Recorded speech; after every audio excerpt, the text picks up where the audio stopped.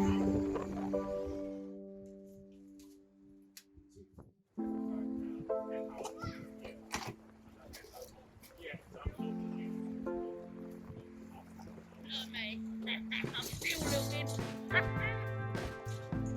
Neil from Gillingham Street Angels. We started this charity 7 years ago. The purpose of starting this charity originally was to help homeless people in the Medway towns. The charity has then since grown. It's got a lot bigger. These days we're feeding around 3,000 people a week. This is unrestricted who we feed. This is a lot of people who are vulnerable in the community. With the pandemic in particular, the numbers have shot through the roof. It's become a big problem, child poverty in particular, in this area. Always looking for people to donate. As we've met you guys today, you're here to donate some food from TKO Boxing and Chucks. We appreciate all the help we can get. We go through approximately 53 tonnes of food a year. Is what's redistributed to people in need. On average, the people who actually attend the shop is 951 people last week that actually attended the shop. That fed another further 1,340 people, and that's just through the shop. We've also got a warehouse. With the warehouse, we take food parcels. We deal with other charities, people come direct. The approximate figure a week is 3,000 people actually benefit from the food that we give out. And that is all given out to people free. There's also other things they don't require because people just can't take the food, they need cooking stuff. So we also give them cooking pots, plates, knives, forks, anything that we can get hold of. We're always looking for donations of random things people ask us, but things like tin openers, towels, bedding, clothes, sleeping bags, tents, everything. Literally whatever, if someone asks us to get something, one of us will find it from somewhere and make sure that person gets the things they need. Within reason, obviously we can't get PS5s and laptops.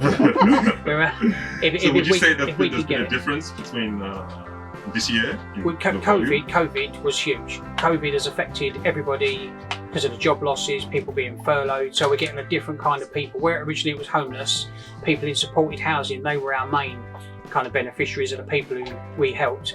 Now this year it's just across the board, and we get people that would really surprise you to turn up and you don't think they're going to be struggling. They've lost their jobs, one of the partners, they've still got mortgages to pay, and what we found with the furlough thing is they stopped payments. So the banks, the car finance people stopped payments, but the moment that shut down, the beginning of the first lockdown, everybody was chasing the money again, and people just couldn't afford to feed themselves.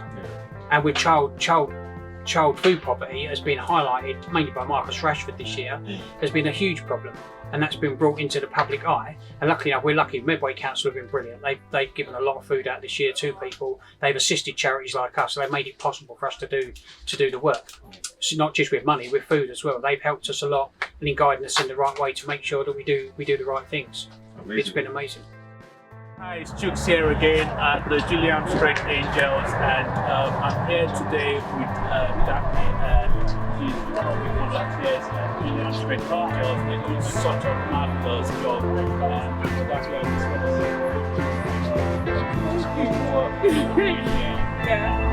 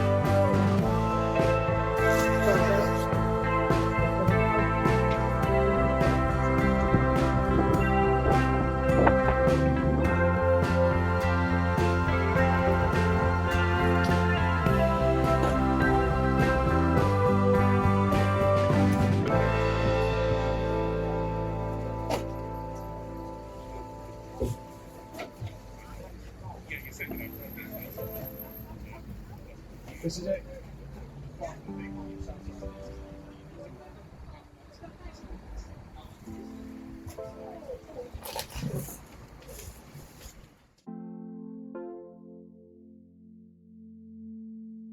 For people who are a bit embarrassed and they're struggling at home, they're just so shy, and pride can't come to a food bank to get food, what would you say to them?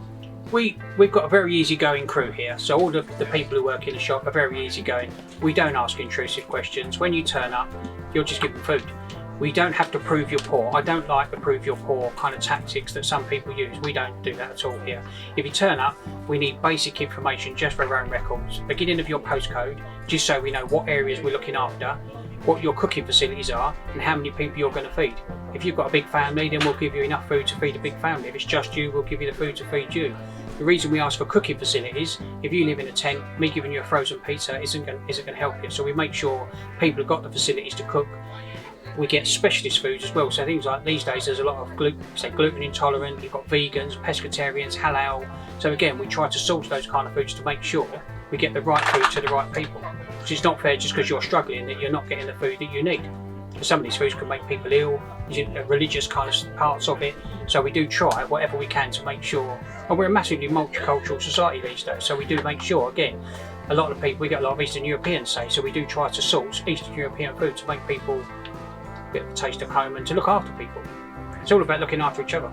Amazing. So finally, how can people get in touch with we've got a website through social media, Gillingham Street Angels through social media. Just contact us. People, you do get people worrying. We've had people sit outside for a long time because they're scared to come in. But once you see the other people outside, it's a friendly atmosphere. Just come and ask. Just stand there, and it isn't difficult to get the food. You literally turn up, talk to the people. As we've had a chat ourselves, we do try and make people comfortable. We don't ask a lot of questions. To me, I don't think you're spending your money elsewhere. It's not a problem with us. Okay. Thank you so much. Thank you. Appreciate it. Tracy are incredible people. They're so selfless, so humble. It's unbelievable.